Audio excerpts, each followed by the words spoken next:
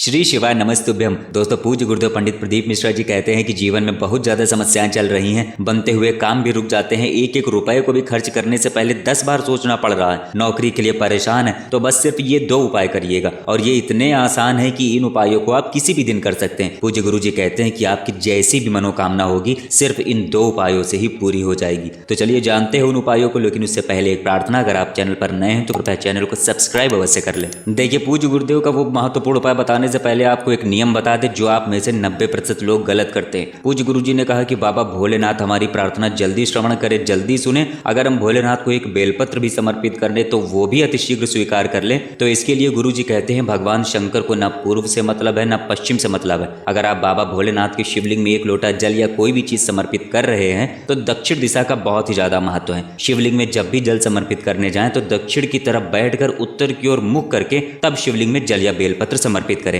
शिवलिंग की जो जलाधारी होती है वो हमें पता है कि हमेशा उत्तर दिशा की ओर ही होती है, तो आप लोग इस नियम को हमेशा याद रखना कि दक्षिण में बैठकर उत्तर की ओर मुख करके जल या कुछ भी शिवलिंग में समर्पित करना है। अब ऐसा करने से होगा क्या? तो गुरुजी ने कहा कि जब आप पूर्व में या पश्चिम में बैठकर जल समर्पित करते हो तो बाबा भोलेनाथ प्रार्थना तो आपकी सुनते ही है, लेकिन वो पूरी होने में समय कुछ ज्यादा लग जाता है। लेकिन अगर आप दक्षिण दिशा में बैठते हैं तो जो आपकी मनोकामना पूरी होने में 3 महीने का समय लगना है वो बाबा महीने भर में ही पूरी कर देते हैं। तो आप लोग आज से इस बात का बहुत ज्यादा ध्यान रखेंगे। अब बात करते हैं गुरुजी के उस बेहद खास और आसान उपाय की जो आपकी कैसी भी मनोकामना हो उसको कुछ ही दिनों में पूरा कर देगा। लेकिन वीडियो पूरा देखिएगा क्योंकि शिवलिंग के सामने आपको प्रार्थना कैसे करनी है वो आगे वीडियो में बताया गया है। अब देखिए, पूज्य गुरुजी कहते हैं कि जीवन में बहुत सारी समस्याएं चल रही हैं। आपको लग रहा है कि मेरा व्यापार नहीं चल रहा है, मेरा बेटा इंटरव्यू देने गया है, कर्जा बहुत ज्यादा बढ़ गया है, पैसा कहीं से आ नहीं रहा। तो इन सब बातों से अगर आप बहुत ज्यादा परेशान है तो सिर्फ एक काम करिएगा, आप 1 लोटा जल लेकर पहुंच जाइएगा भगवान भोलेनाथ के शिवालय पहुंचने के बाद शिवलिंग के सामने दक्षिण दिशा में बैठ जाना है और उत्तर की ओर मुख कर लेना है, जैसा कि अभी आपको ऊपर बताया गया है। दक्षिण दिशा में बैठकर जो 1 लोटा जल आप लेकर गए हैं वो जल पूरा शिवलिंग में आपको समर्पित कर देना है। फिर उसके बाद 5 बेलपत्र आपको उसी शिवलिंग के ऊपर समर्पित कर देना है और फिर सिर्फ 1 आखा चावल यानी पूरा चावल का दाना समर्पित कर देना है। चावल का दाना टूटा नहीं होना चाहिए, पूरा होना चाहिए। लेकिन बहुत ज्यादा ध्यान दीजिएगा, पूज्य गुरुजी ने बताया कि सिर्फ 1 चावल का दाना। आप लोग बहुत ज्यादा चावल ले जाते हैं, आपको सिर्फ और सिर्फ 1 चावल का आखा दाना लेकर ही जाना है। तो समझ गए आप लोग। दक्षिण दिशा में बैठकर 1 लोटा जल समर्पित करेंगे, फिर 5 बेलपत्री जो आप ले गए हैं वो समर्पित करेंगे, फिर सबसे आखिर में 1 चावल का दाना समर्पित करते हुए लगातार शिव महापुराण के मूल मंत्र श्री शिवाय नमस्तुभ्यम का जाप करते रहेंगे। उसके बाद आपको उठना नहीं है, आपको अपनी जगह पर बैठकर ही शिवलिंग को 1 या 2 मिनट निहारना है और बाबा के मूल मंत्र श्री शिवाय नमस्तुभ्यम का जाप करना है। और फिर इसके बाद अपने मन की जो समस्या है, जो बात है, अपने मन की जो भी समस्याएं आपकी चल रही हैं जीवन में, उसको बाबा के सामने बोल देना है। लेकिन एक बात का ध्यान रखना है कि जब शिवालय में कोई ना हो तभी आपको अपने मन की बात कहनी है, तभी अपनी समस्या बाबा भोलेनाथ के सामने बोलनी है। अगर आपके शिवालय में सुबह बहुत भीड़ होती है तो आप दोपहर में अकेले जाकर शिवलिंग में पूजन करके अपनी समस्या बाबा के सामने बोल सकते हैं। अब पूज्य गुरुदेव ने प्रार्थना का एक विशेष तरीका बताया। उन्होंने कहा कि आप प्रार्थना इस प्रकार कर सकते हैं, आप शिवलिंग के सामने दोनों हाथ जोड़कर कहिएगा, हे बाबा, आज मेरा बच्चा पेपर देने गया है, या मेरे पति अपने व्यापार के लिए गए हैं, या हम धन की समस्या से बहुत ज्यादा परेशान चल रहे हैं। हो सकता है कि मैंने या मेरे परिवारी जनों ने पूर्व में बहुत सारे पाप किए हों जिनके बारे में हमें जानकारी नहीं है।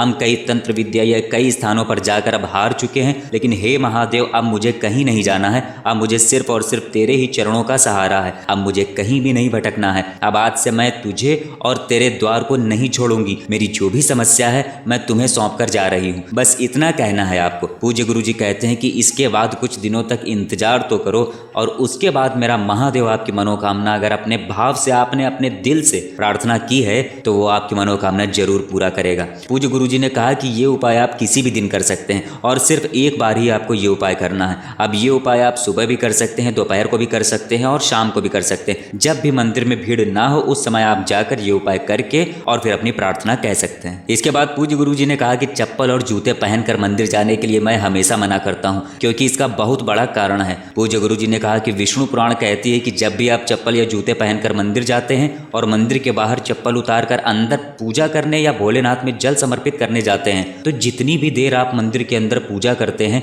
उतनी देर बाहर आपकी चप्पल को जो भी लांघ कर या पार कर मंदिर के अंदर जाते हैं, उनके भी भाग्य का जितना भी दुख होता है वो सब आपके जीवन में आना शुरू हो जाता है। इसीलिए भविष्य पुराण कहते हैं कि जब भी आप लोग मंदिर जाएं तो नंगे पांव ही जाएं, आपके पैरों में ना तो चप्पल हो और ना ही जूते हो। इसी के साथ भविष्य पुराण और विष्णु पुराण ये भी कहती है कि हर दिन माँ लक्ष्मी आपके घर के दरवाजे से 7 बार निकलती हैं, यानी माँ लक्ष्मी का 7 बार आपके घर के बाहर आना होता है। और अगर आपके घर के बाहर चप्पल उतरी है तो वहीं से माता लक्ष्मी वापस लौट जाती हैं, वो फिर आपके घर में प्रवेश नहीं करती हैं। इसलिए चप्पल या जूतों को कभी भी घर के बाहर नहीं उतारना चाहिए। इसके बाद पूज्य गुरुजी ने शिवलिंग में चढ़ाए जाने वाले जल और दूध के लिए एक बहुत जरूरी बात बताई। उन्होंने कहा कि हम हमेशा व्यासपीठ से कहते हैं कि शंकर जी के शिवलिंग में हमेशा गाय के दूध का ही अभिषेक करना और किसी के दूध का नहीं। अब क्यों गुरुजी ऐसा कहते हैं, तो देखिए उन्होंने कहा कि शिव महापुराण की कथा कहती है कि जब समुद्र मंथन किया गया तो उसमें से जो सबसे पहले निकली वो थी गाय माता, और फिर इसके बाद जब समुद्र मंथन के दौरान विष निकला तो वो आप सभी को पता है कि बाबा भोलेनाथ ने ही ग्रहण किया था। अब जो विष बाबा भोलेनाथ ने ग्रहण किया था उस विष को शांत करने के लिए भगवान भोलेनाथ को जो चीज सबसे पहले पिलाई गई थी वो थी गाय माता का दूध। इसी गाय के दूध के कारण हमारे बाबा को शीतलता प्रदान हुई थी।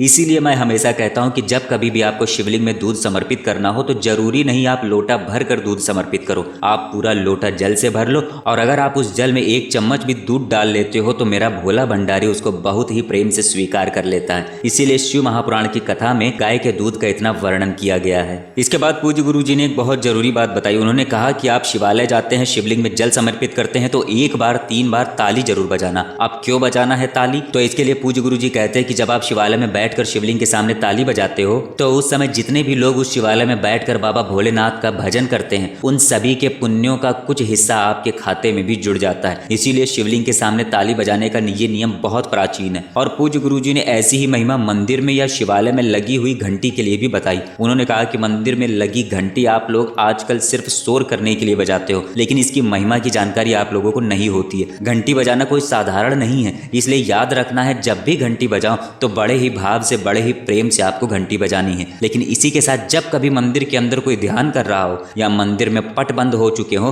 तो उस समय कभी भी मंदिर में लगी हुई घंटी को नहीं बजाना चाहिए। तो ये छोटी छोटी लेकिन बहुत ही जरूरी जानकारियों को आप लोगों को इन जानकारियों का पूरी तरह से पालन करना है। इसी के साथ गुरुदेव ने माताओं और बहनों के लिए एक बहुत ही जरूरी बात बताई। उन्होंने कहा कि अगर आप चाहती हैं कि आपके घर से भी माँ लक्ष्मी का निकास कभी ना हो, माँ लक्ष्मी की कृपा आप सभी के घर में हमेशा बनी रहे, तो आप कभी भी दोपहर में मत सोना। सोने के लिए रात बनाई गई है, आप सभी रात में सोना, लेकिन कभी भी दिन में मत सोना। अगर आप लोग दिन में सोती हैं तो आपके घर में दरिद्रता का हमेशा वास रहेगा, कभी भी माँ लक्ष्मी का वास आपके घर में नहीं रहेगा। इसलिए आपको दिन में कभी भी नहीं सोना है। इसी के साथ एक और बात माताओं और बहनों के लिए गुरुजी ने बताई। उन्होंने कहा कि आप लोग रात में अपना खाना बनाते हो और उसके बाद खाना खाते हो, फिर जो झूठे बर्तन होते हैं उनको आप रात भर के लिए ऐसे ही रख देते हो, उन झूठे बर्तनों को सुबह धुलते हो। तो ध्यान रखना, ऐसा करने से आपके भी घर में हमेशा दरिद्रता देवी का निवास रहेगा। माँ लक्ष्मी की कृपा कभी भी आपके घर पर नहीं होगी, माँ लक्ष्मी का वास कभी भी आपके घर पर नहीं होगा। आपके जितने भी झूठे बर्तन हैं उनको आप लोगों को रात में ही धुल लेना है, सुबह के लिए कुछ भी नहीं रखना है।